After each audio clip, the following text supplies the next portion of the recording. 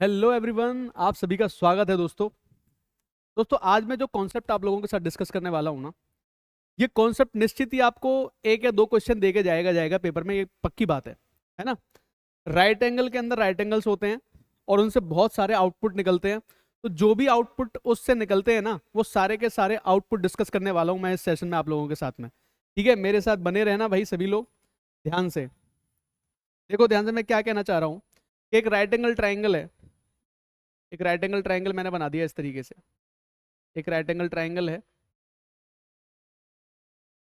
तो नाम दिया मैंने ए बी सी। ठीक है, 90 डिग्री बना रहा है बी पर ये कितना बना रहा है, 90 डिग्री बना रहा है। तुम्हारे 10-15 मिनट वर्थ हैं आज, ये मान लेना। आगे तुमने 10-15 मिनट दे दिए अपने, तो पूरे के पूरे तुम्हारे ये कॉन्सेप्ट क्लियर हो जाएंगे। यहाँ से जो जो आउटपुट निकलता है सारे बता दूंगा मैं। ठीक है, देखो ध्यान से। बी से डी पर हमने एक परपेंडिकुलर खींच दिया।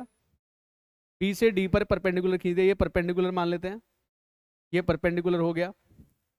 अब देखो बात ये है कि ये पूरा का पूरा एंगल है, ये मान लिया मैंने अगर थीटा, तो ये वाला एंगल आ जाएगा 90 माइनस थीटा।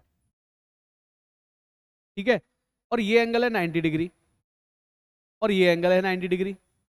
ये 90 और थीटा आ गए, तो यहाँ पे बचेगा 90 माइनस थीटा, और ये 90 माइनस थीटा आ गया, तो यहाँ पे बच गया हमारे पास थीटा। ठीक है, तो ये तीन तुम्हें राइट एंगल ट्राइंगल इसमें दिखने चाहिए। पहला कौन सा है, ए बी सी। दूसरा कौन सा है, ए डी बी। तीसरा कौन सा है, बी डी सी।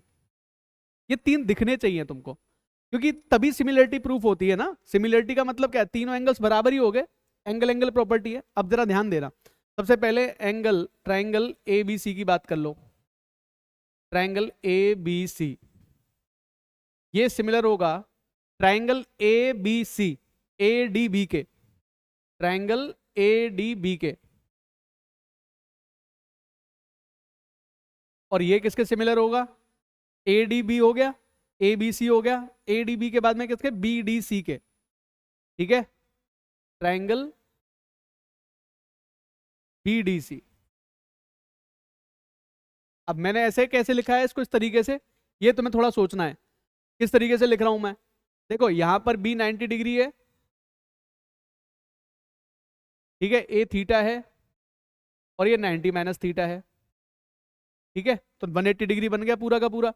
अब यहां देखो A D B A theta है, बी 90 माइनस थीटा है, और ये 90 डिग्री है। उसी तरीके से बी डी सी देखो, बी कितना है, थीटा है यहाँ पे, सी कितना है, 90 माइनस थीटा है, और ये कितना हो जाएगा, 90 डिग्री हो जाएगा। तो उम्मीद है ये बात थोड़ी सी आप लोगों को समझ में आ चुकी होगी, सभी लोगों को मैं क्या कहने की कोशिश कर रहा हूँ। ठीक है, ये तीनों के तीनों जो ट्राइंगल इसमें तुमको दिखाई देते हैं ना, ये सिमिलर ट्राइंगल होते हैं, है ना। अब सबसे पहले बात करते हैं कि ट्राइंगल ए बी सी जो है वो सिमिलर है ट्राइंगल ए डी सी के। ठीक है, इसका मतलब जो ए बी का रेशो होगा ए डी के साथ में, वही रेशो बी सी का होगा डी सी के साथ में, और वही रेशो ए सी का होगा ए सी के साथ में। ए डी बी है, सॉरी, है ना, क्या है ये यहाँ पे, बी है। रुको एक सेकंड, इसको सही कर लेते हैं। ए डी बी है ये, ए डी बी। तो ए बी का जो रेशो बनेगा ए डी के साथ में, पहले ए बी और ए डी को ले लिया मैंने, फिर बी सी का जो रेशो बनेगा बी डी के साथ में, वही रेशो बनेगा ए सी का ए बी के साथ में। वही रेशो बनेगा ए सी का ए बी के साथ में, पहला पॉइंट। दूसरे पॉइंट की बात अगर हम कर लें, अगर हम ट्राइंगल ए बी सी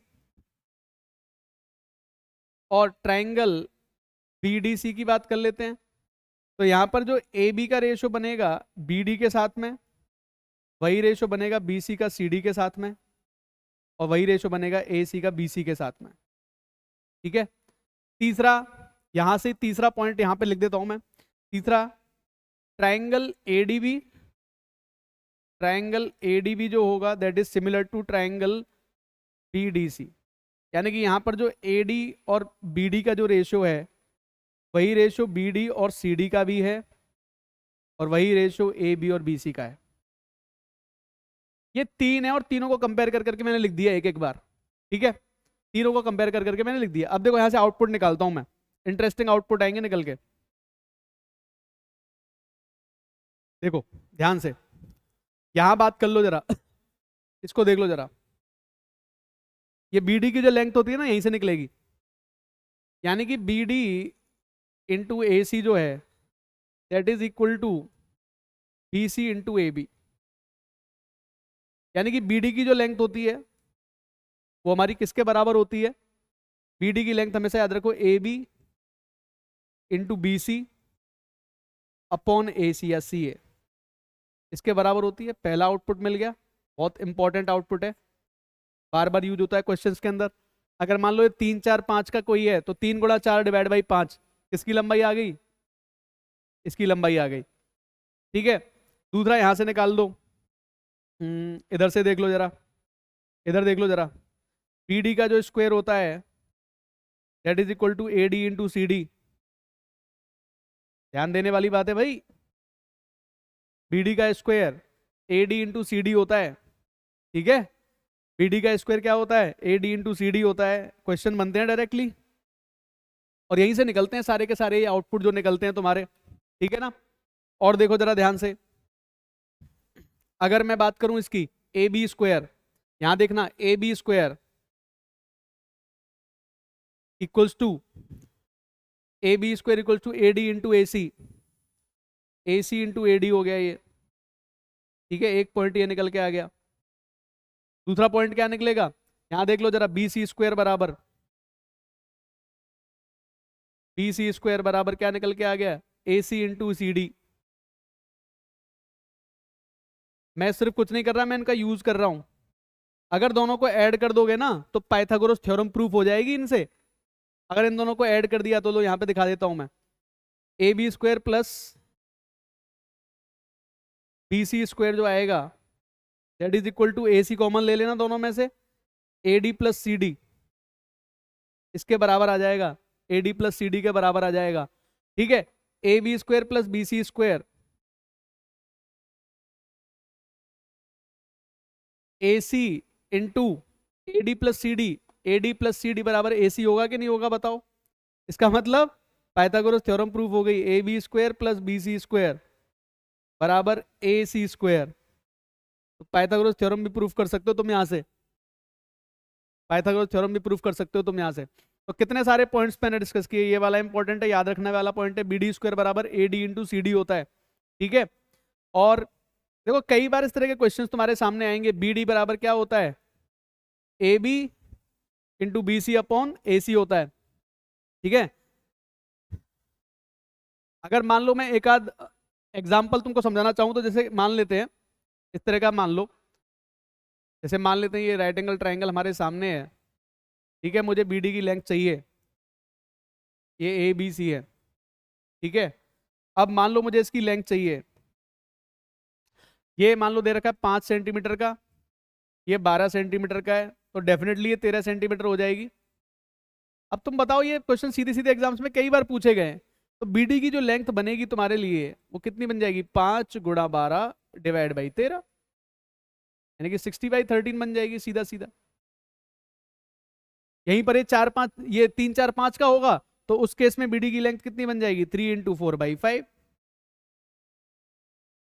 12/5 हो जाएगा, ये 2.4 हो जाएगा। ये आ रही है बात समझ में। कई बार तुम लोगों ने इस तरह के क्वेश्चंस देखे होंगे जहां पर ये राइट एंगल ट्राइंगल है, ये दे दी बी डी, ये ए बी दे दिया, ये डी दे दिया, ए डी की लेंथ बता दी 18 सेंटीमीटर है और सी डी बता दिया 8 सेंटीमीटर है, और ये राइट एंगल ट्राइंगल है ए बी सी और बी डी बतानी है, तो उस केस में कौन सा कॉन्सेप्ट है, B D square equals to A D into C D. B D square बराबर, तो बी डी स्क्वायर की वैल्यू कितनी आ जाएगी, ए डी कितना 18 144, यानी कि बी डी की लेंथ कितनी आ जाएगी इस केस में, 12 सेंटीमीटर आ जाएगी। जो भी सारी चीजें दी जाती हैं वहां पर, वो सारी की सारी चीजें जो दी जाती हैं वो किस पर बेस्ड होती हैं, सिमिलरिटी पर बेस्ड होती हैं।